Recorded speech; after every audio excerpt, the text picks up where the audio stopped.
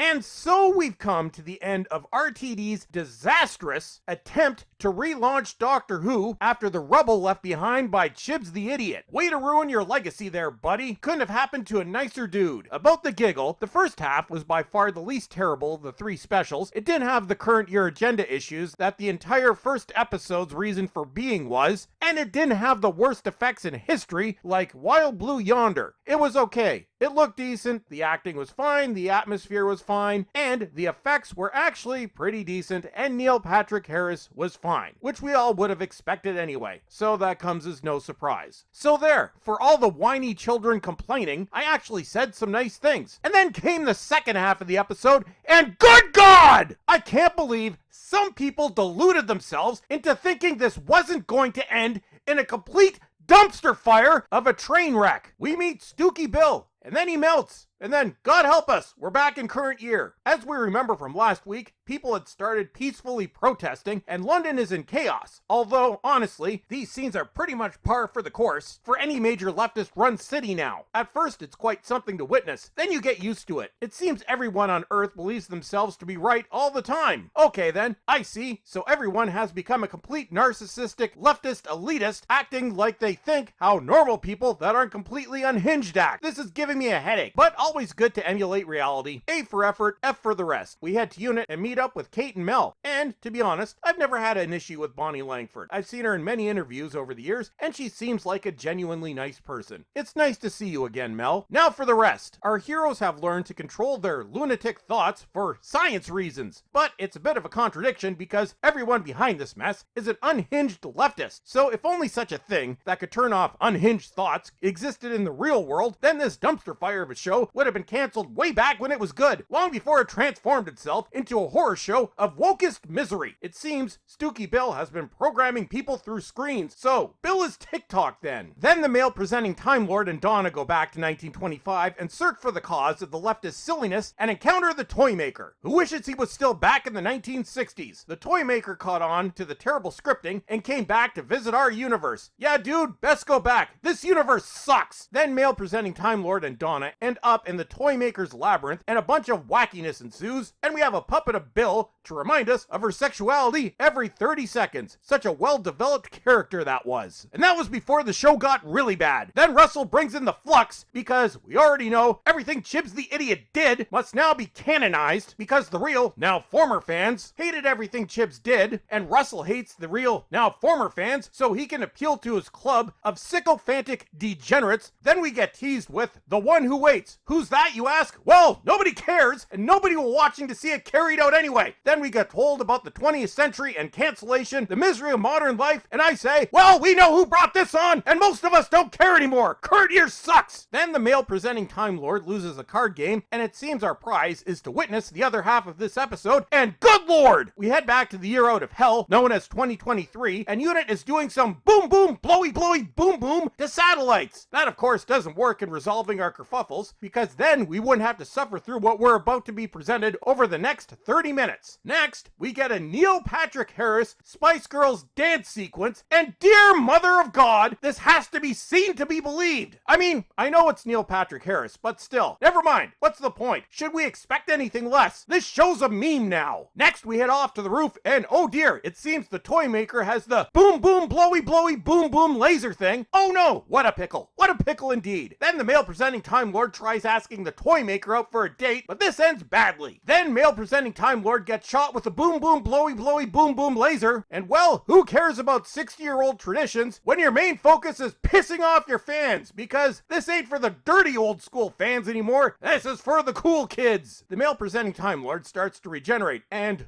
well, Mel and Donna grab his arms and pull him apart because that makes sense in the realm of science. He splits in two, and we are introduced to Dr. Nutty, the version of the Doctor that will finally see this show through to the end, which can't come soon enough. And of course, we still have the male-presenting Time Lord because the old white dude must officially be retired to make room for anything that isn't an old white dude. And remember the iconic introductions of every new Doctor, aside from Dr. Nasty? Well, it seems modern introductions are not quite the same as they used to be, especially when David Tennant came bursting out of the TARDIS in the much better year of 2005. Nope, Dr. Nutty is introduced without pants and manages to stay without pants for the rest of the episode, which is 20 minutes. Good Lord, Russell. Anybody with a brain could see that you wanted to get Dr. Nutty out of his pants, but you could have been a bit more subtle with your intentions here. Also, the term for this occurrence is bi-regenerated. I'll just leave you with that. Then, as people are busy staring at Dr. Nutty and his lack of pants, they seem to completely forget that the toy maker is still here. Then the toy maker is defeated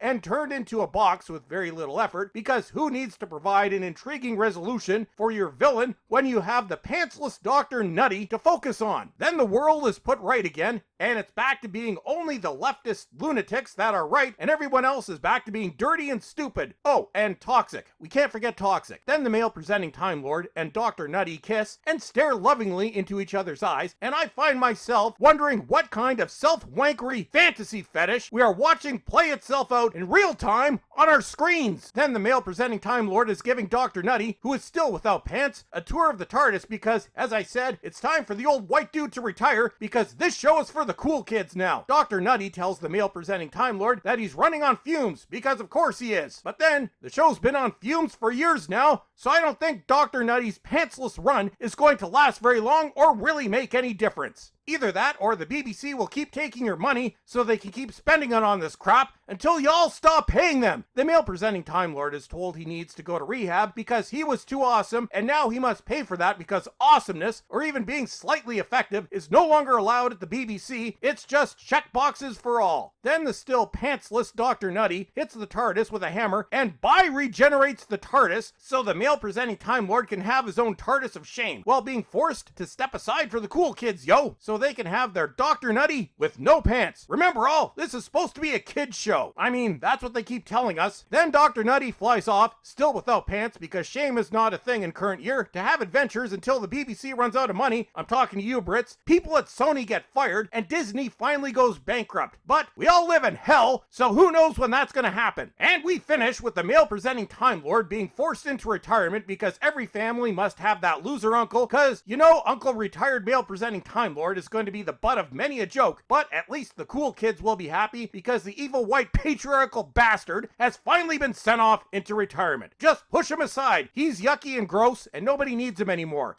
And of course, we finish off with tiddlywinks, so our retired white male presenting Time Lord can get many a lecture about misgendering and generally being toxic. Oh yes, and of course we have to finish with Dr. Nutty, who is still without pants. And with that, these disastrous specials have come to an end. And once again, I told you so. Y'all call me names, but I told you so. I wish the 15 people that are excited for the Christmas special the best of luck, because this is going to be a disaster of epic proportions. And that's it for today. Follow me on Broken Twitter, and until next time, suck it.